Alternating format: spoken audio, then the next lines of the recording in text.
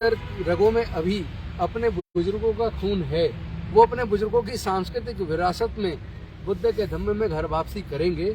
और उसके लिए जो रणनीति थी पिछले अशोक विजयदशमी पर 10,000 लोगों को दीक्षा की, तो उसमें 10,000 की जगह 3 लाख से ज़्यादा लोग अभी तक 5 अक्टूबर से अभी तक अपने बुजुर्गों की सांस्कृतिक विरासत में वापस आ चुके हैं। और अगले साल का लक्ष्य जो पहले 1 लाख रखा था उसको 10 लाख कर दिया गया। अगले साल अशोक विजयदशमी पर 10 लाख लोग पूरे देश के अलग अलग हिस्सों से अपने बुजुर्गों की सांस्कृतिक विरासत में बुद्ध के धम्म में वापस आएंगे। और अब यहाँ से पूरा कारवां पूरे देश के अंदर लगातार सभाएं चल रही हैं, हम लगातार जा रहे हैं। और अभी दिल्ली को हम कंसंट्रेट नहीं कर रहे थे, लेकिन अब से 1.5 महीने बाद हम अब दिल्ली और एनसीआर को कंसंट्रेट करेंगे। लेकिन अभी 1.5 महीने तक पूरे देश के अलग अलग राज्यों में क्या कहाँ का सुने आप? दुनिया भर में जा रहे हैं, कनाडा जा रहे हैं, महाराष्ट्र में बड़े बड़े सम्मेलन हो रहे हैं, कहाँ बड़े बड़े सम्मेलन है? मैं समझता हूँ देश के हिस्सों में भी हैं और पूरे दुनिया के अंदर हैं।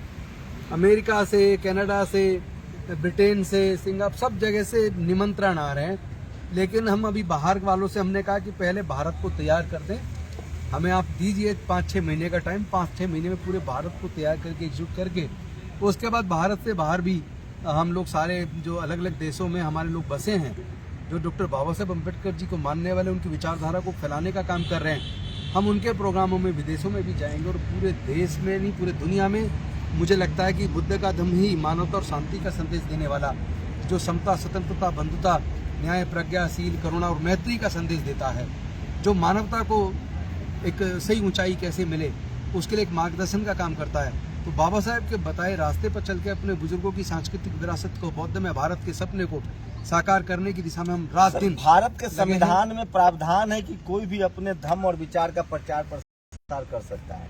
बिल्कुल। क्या लगता है, मैं तो अपने गांव में कभी किसी भंते को देखा नहीं, क्या जो बुद्धिस्ट हैं, जो मॉन्क हैं, जो भंते हैं, वो सब अपने अपने बुद्ध विहारों में डर की वजह से बैठे रहते हैं? वो उनको लगता है कि वो सड़क पर जाएंगे तो उन पर हमला हो जाएगा, क्यों नहीं वो निकलते हैं अपने अपने भंते? क्योंकि देश भर में तमाम धर्म और संप्रदाय के लोग अब तो संसद जाने लगे हैं। अब हमारे बौद्ध भिक्षु भी निकल रहे हैं। आप भद्रवाही नाले, अब आप बंते जी को देखिए, कर्नाटक के बीदर से चल के यहाँ आए हैं। और बहुत बड़ी शिला में एक बुद्ध की प्रतिमा भी बन रही है, उसका भी अनावरण करवा रहे हैं। और वो खुद कह रहे हैं हम गांव-गांव में जाएंगे, धम्म का प्रचार प्रसार करेंगे। और इसी तरह मैं जहाँ जहाँ जा रहा हूँ बौद्ध भिक्षु खुद कर रहे हैं। अभी मैं तमिलनाडु के दूर दराज के गाँव में, एक दूर के डिस्ट्रिक्ट में मैं गया था, वहाँ पे उन्होंने धम्म का काम करना शुरू किया और धम्म का प्रचार प्रसार कर रहे हैं घर घर जाके। तो फर्क सिर्फ इतना, उन बौद्ध भिक्षुओं तक जो गांव-गांव में जा रहे हैं उन तक मीडिया नहीं पहुंचा था। तो अब आप जैसे साथियों के माध्यम से वो सारा निकल के आएगा। और बौद्ध भिक्षु कोई भी अब मठाधीश बन के बौद्ध मंदिर में, बौद्ध विहार में नहीं बैठेगा। वो सब इस महत्व को समझ रहे हैं कि अब समय आ गया है। लोग कह रहे हैं कि एक सवाल पूछेगा कि क्या जो आपका सेक्रीफाइस है उसको लेकर कोई पछतावा है, या लगता है कि सही में हमारा मंत्री पद से हमें छोड़ना पड़ा, मंत्री पद चला गया, या अब लगता है कि अब ज्यादा खुल के काम कर रहे हैं? मैं गौरवान्वित महसूस कर रहा हूँ और अपने आप को बेहद मजबूत महसूस कर रहा हूँ। और मुझे लगता है कि हम सही दिशा में आगे बढ़ रहे हैं, क्योंकि लक्ष्य मंत्री पद लक्ष्य नहीं है। आदमी जैसे जैसे उसकी उम्र बढ़ती है उसकी खुराक कम हो जाती है। और डॉक्टर कहता है आप डबल टोन दूध पियो, घी मत खाओ, ये मत खाओ। पैसा मैंने देखा एक वकील के तौर पर, जिन्होंने ज़्यादा पैसा कमाया, जो प्रॉपर्टी के चक्कर में और अपने बच्चों के चक्कर में पैसा कमाते रहे, बाद में वही बच्चे उस पिता की प्रॉपर्टी को बांटने के लिए एक दूसरे के खून के प्यासे हो गए। तो मैं एक वकील के तौर पर ऐसे केस कर चुका हूँ। मैं जानता हूँ कि ये पैसा व्यक्ति की मति को हर लेता है।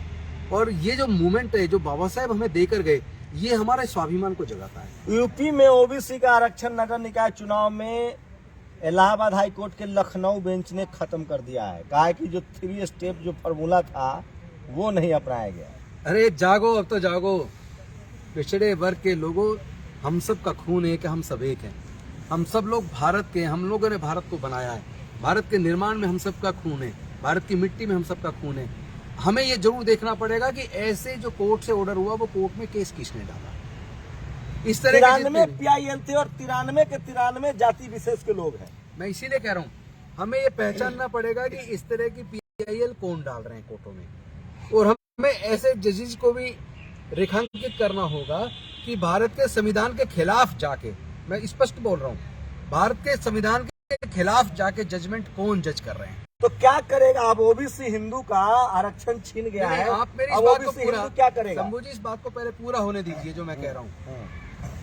किसको रिजर्वेशन देना है, किसको नहीं देना है, ये तय करना भारत के संविधान ने सरकार को अधिकार दिया है। ये भारत की संसद को, भारत की विधानसभाओं को दिया है।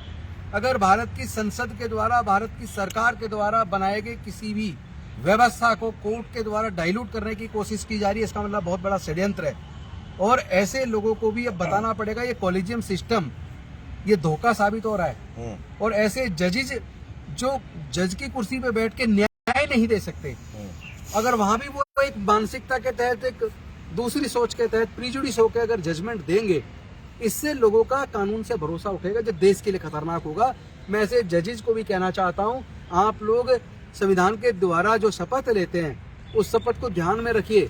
आपका काम जजमेंट देना है, न्याय देना है लोगों को, और जजमेंट जुडिशियस होना चाहिए, वो बायस्ड नहीं होना चाहिए। योगी जी पर भरोसा है, वो कह रहे हैं कि नहीं हम इसको फिर से इम्प्लीमेंट करवाएंगे। मुझे योगी जी पे नहीं, मुझे अपने बहुजन समाज पे, खासतौर पर पिछड़े वर्ग के लोगों के से एक बात कहनी है, कब जागोगे? आप लोग खड़े हो जाओ, एकजुट हो जाओ, तो कोई सरकार की हिम्मत नहीं है जो आपके हक अधिकार को छीन ले। आप खड़े नहीं हो रहे तो छिनेगा, और जिनका बचा हुआ ये भी आने वाले 10-15 साल में छिन जाएगा।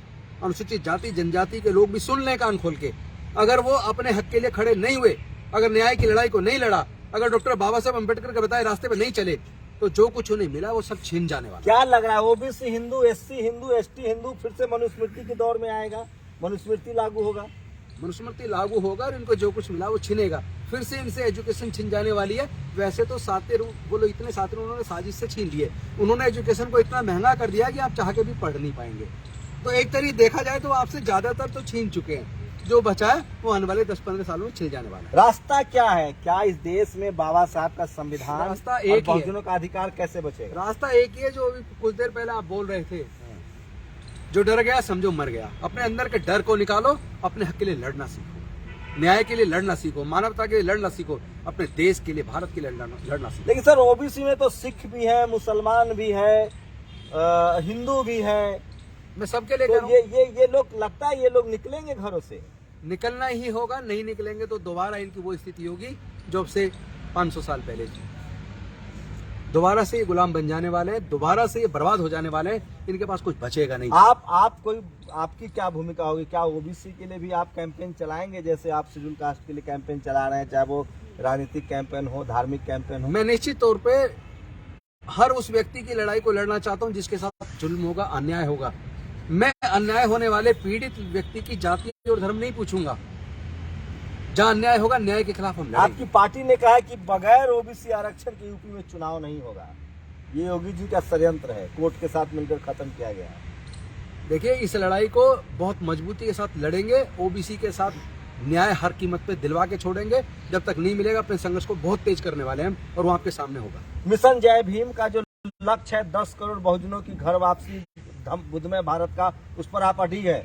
बिल्कुल अडिग है। उसके लिए तैयारियां चल रही हैं, पूरे देश में चल रही हैं, पूरी दुनिया में चल रही हैं। पूरे देश से, पूरे दुनिया से लोग उस मूवमेंट के साथ जुड़ चुके हैं कि हमें अपने पूर्वजों की सांस्कृतिक विरासत में घर वापसी करनी ही होगी।